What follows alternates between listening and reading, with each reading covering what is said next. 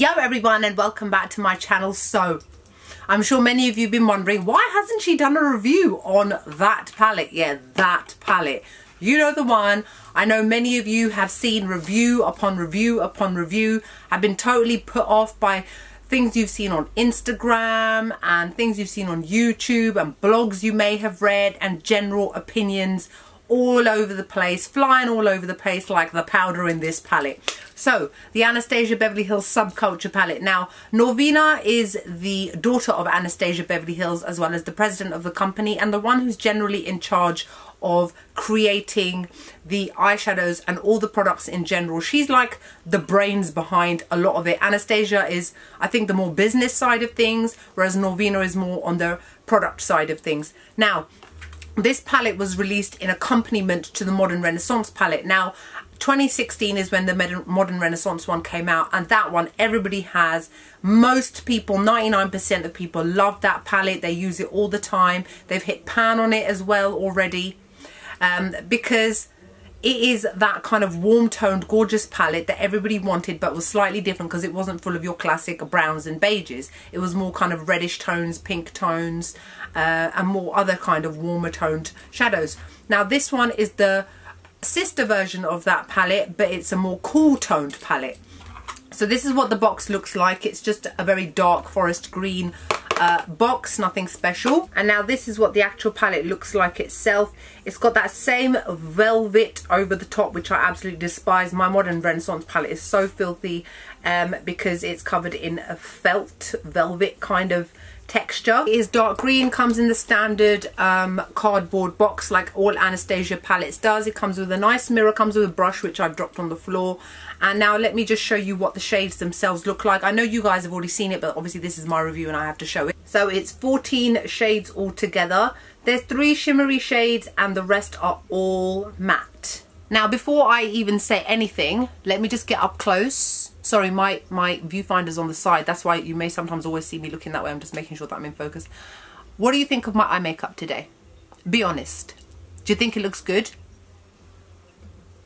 Do you think it looks nice? Do you think it looks patchy? Do you think it looks weird? What do you think? Be honest.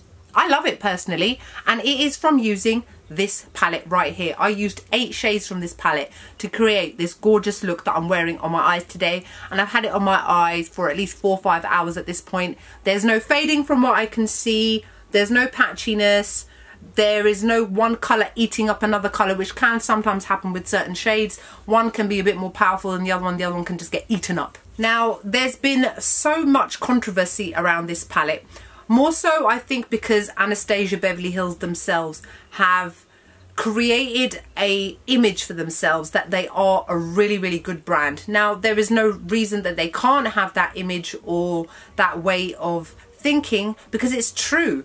Their brow products, I use the Dip Brow in medium brown, and I've used it forever. Ever since I first heard of Anastasia Beverly Hills, I've never really used any other brow products other than theirs. I love their foundation, I love their liquid lipsticks, I love their lip glosses, I love their glow kits, their highlighters.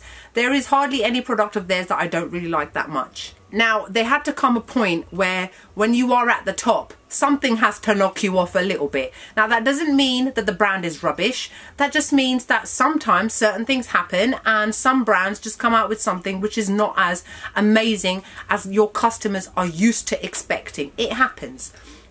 Now, do I hate this palette? I don't hate it. What I do hate is the amount of videos that I've seen of people jabbing their brushes into it to make a point. And it's like, a lot of the people that have been doing that, you were sent this palette for free. So your way of treating your makeup that you have not used your own hard money on is a little bit different to somebody like me who has spent their hard-earned money to spend $42 on an eyeshadow palette. I ain't gonna go in jabbing my brush because I know that I've spent my own money on it. It's very easy for other people who haven't done to just sit there and go, look at this, look at this, look at this, and watch all the powder fall out. Now, I have to admit, yes, the matte shades are very powdery. Now, if you've got the Modern Renaissance palette and you've seen my review on it, I mentioned that in there. It was quite dusty, quite powdery. This one is more so than that, for sure. Now, these, from what I can tell from using the matte shades, are pure pressed pigment shades. So they are pure pressed pigment which have been packed into the shape of an eyeshadow and placed into a palette. Other eyeshadows are part pressed pigment and part something else, and I can't tell the names of ingredients and that kind of thing, so it binds it all together a lot more. These are not like that. They are pure pressed pigments. You will get a lot of fallout, you will get a lot of dust coming out. You have to be very, very careful about how you use this. Now, when I saw other people's videos and I saw the way they were using it, and I thought, some of these people are genuine makeup artists. And to me, who isn't a makeup artist, if it is your profession to be one, you have to be able to use the worst product and still come out with an amazing look. At the end of the day, it's about the art and the skill that you have rather than the quality of the product you're using. And I was actually quite disappointed to see the way that some people behaved when they were using it and their attitude towards it as well. So personally, after seeing that video, now let me just mention to you what I did. This shade here, Roxy, which seems to be the one that most people seem to be attacking. Poor Roxy. I'm using that in my crease today. I used a MAC, what's the crease brush? You know, the classic crease brush, the MAC 217. No, not 217, it's a fluffy brush. 224, I think it is. I pressed it into the powder once. I did not go in like some people. Once. So much came off onto the brush and quite a bit of dust appeared. Just from tapping it very gently once, I tapped off my brush and I went in, and I only went into my crease once. These shadows are very, very, very pigmented. I did not have any patchiness, I did not have any dragging, but then I prep my eyelids properly as well. I apply eyeshadow primer. When I do my eyebrows, I apply concealer underneath my brows to neaten them. So there's the concealer that's on there too. Then to set that concealer, and I also set my eyeshadow primer, because primer is tacky and that can cause your eyeshadow to become patchy, because in some areas it may be thicker than the other, or it may not have dried down properly, meaning your eyeshadow will bunch up in areas. So I take my NYX HD face powder, you guys have seen it, I do it in all my reviews, and I set my eye with that powder, which means that my eyes are now completely soft. Anything that goes on there will blend beautifully.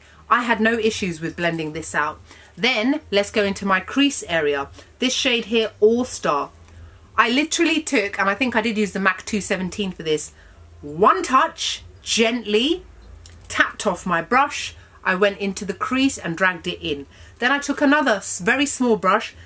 This colour here called Rowdy. It's got the tiniest little mark in it because I pressed it so gently and so much came off. One tap of the brush, went into the crease, no problem. I didn't even have any fallout, no fallout whatsoever. But if I wanted to give myself fallout, I'd easily be able to do that with this because it is so powdery and it's so dusty. Now, someone like me is going to end up using this palette for a lot longer than other people who choose to continuously bash their brushes into it, assuming that all eyeshadows are the same. When you first get a new product, when you first get a new foundation, you know how you are, you're just like, let me just put a little bit on. Let me just see how a little bit looks. You don't go in full whack onto your face, right? Why should that be any different for a brand new eyeshadow palette? I mean, I know people's expectations were, okay, it'll be like other palettes, but have you forgotten? The Modern Renaissance palette was dusty too. How many of you have hit pan on your Modern Renaissance palette compared to other eyeshadow palettes that you use that you haven't hit pan on? How many? I've hit pan on quite a few different eyeshadows on there because it is quite a dusty palette. However, I find these very pigmented, very easy to blend. I don't find them patchy, and I actually think they're really good quality. So as long as you know how to use it and what you're doing and take your time with it and be gentle, you're going to find that you're able to create a whole bunch of amazing looks with it. So that's all I'm going to say in regards to all the drama. Personally, I'm quite happy with this. Now, the shades. This is a very cool tone palette. Another reason why a lot of people didn't seem to like it is like they looked at it and they were like, oh, but I can't wear that many looks. It's meant to be a cool tone palette. Most people like warm tones. That's just how it is. Nobody forced you to buy the palette either. When you saw it online, the pictures are there. The swatches are all over Instagram. To then buy it and go, oh, I didn't think I could come up with any looks. Well, what were you looking at online then before you made this purchase? It's not like you opened it up in the post and it was the first time you ever saw it. You are already aware of what you're getting. You know what it looks like. So again, I don't understand people who are saying these colours don't go well together or I can't create that many looks. I came up with one today, didn't I? That's one. I'll come up with another. I am going to use this and do a tutorial for you guys as well to show you a different type of look that you can come up with. See, the one I've come up with, I've got the green on the lid and I've used orange. I've used deep purple wine shades. I've got dark green on my lower lash line.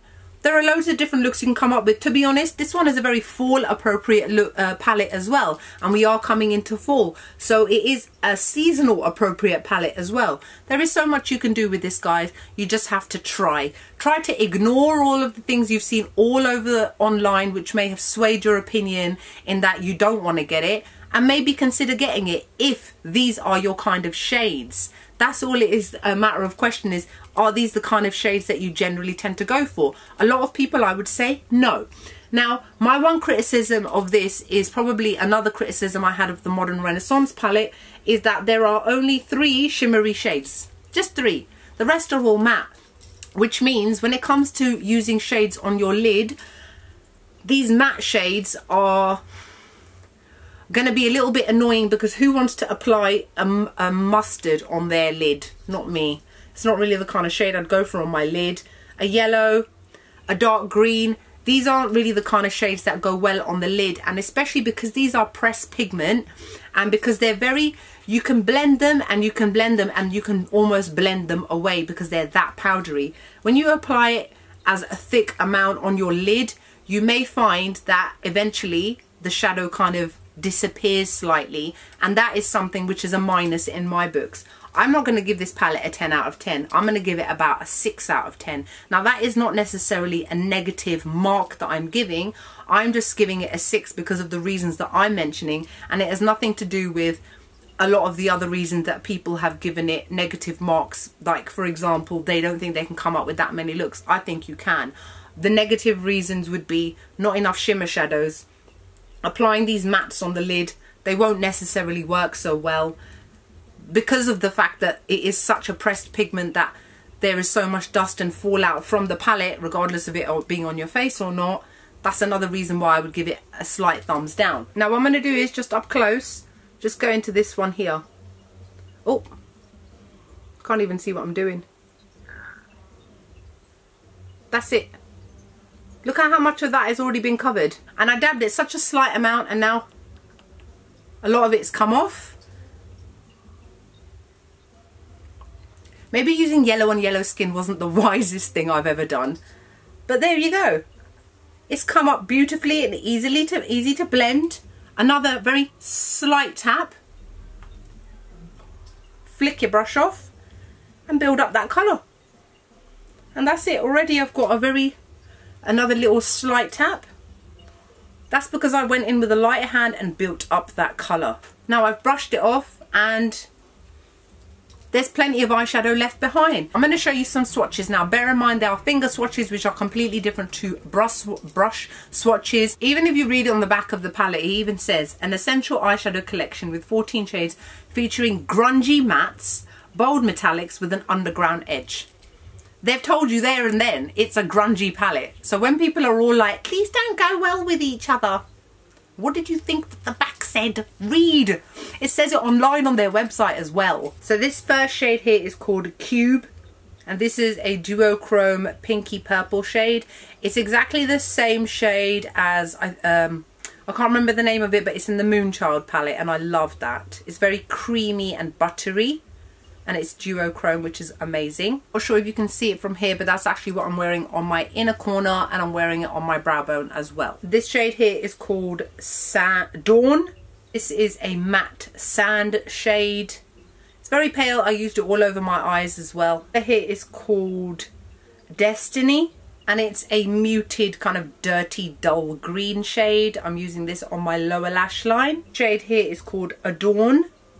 Is a metallic bronze shade. It's gorgeous. This one here is called All Star, and this one is a deep wine shade. This is what I said I'm using in my outer V today. This one is called Mercury, and this one is a dark slate grey shade and matte again. This last one on the top is called Axis, and this is a bluey green shade, and it's also matte. I'm also wearing this on my lash line. Shade here is called Roxy. And this one is a matte muted coral shade. I love this colour. This one here is called Electric. Definitely an amazing, really unique limey gold colour. This is what I'm wearing all over my lid. This shade is called Fudge. This is a warm brown. Fudge has been in many other palettes and you can buy it as a single as well. This shade here is called New Wave. This one is like a weird orangey yellow. It looks like haldi.